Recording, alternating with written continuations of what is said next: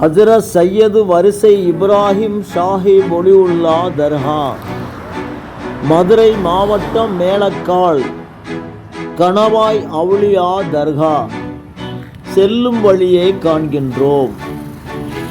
இந்த பாதை வழியில் சென்றால் தர்கா வந்தடையும். இதோ பசுமை நிறைந்த சோலைவன பாதை, தர்காவின் முன் தோற்றம் காண்கின்றோம். யாத்திரையாளர்கள் தங்கும் அறைகள், இதோ தர்காவின் முகப்பு தோற்றம். உள்ளே காண்பது கணவாய் இப்ராஹிம் அவுலியா அவர்களின் ரவுலா ஷெரீப் சமாதியாகும். இதோ கொடிமரம் உள்ள சுற்றுப்புறம் காண்கின்றோம். இந்த தர்கா பல நூற்றாண்டு கடந்து தர்கா பொலிவுடன் உள்ளதை காண்கின்றோம். தர்காவின் சுற்றுப்புறம் காண்கின்றோம்.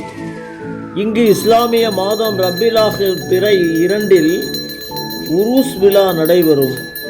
அன்றைய தினம் மக்கள் கூடுவார். கணவாய் இப்ராஹிம் இறைநேசரின் நல்லாசி பெறுவோம்.